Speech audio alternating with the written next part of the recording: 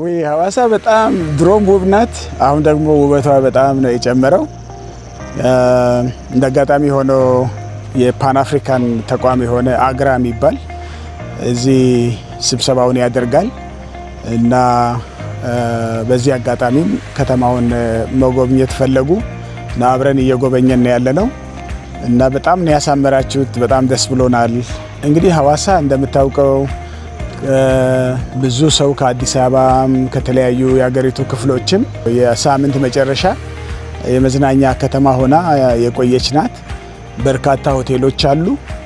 እነዚህ ሆቴሎች የበለጠ ደግሞ ጥቅም ላይ እንዲውሉ ካስፈለገ ያው የተለያዩ የኮንፈረንስ ቱሪዝም ስራዎች መሰራት አለባቸው።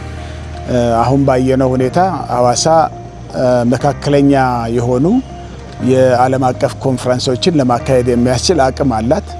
ይሄንን አቅም መጠቀም ያስፈልጋል። አሁን በስራ ላይ ያሉ የተጀመሩ የተለያዩ ሆቴሎችም ማለቅ አለባቸው። ፈጥነው ልክ እንደ ኮሪደሩ ስራ ፈጥነው ካለቁ ኢንተርናሽናል ኮንፈረንሶችን ለማካሄድ በጣም ምቹ የሆነች ከተማ ናት። በጣም ደስ ብሎኛል።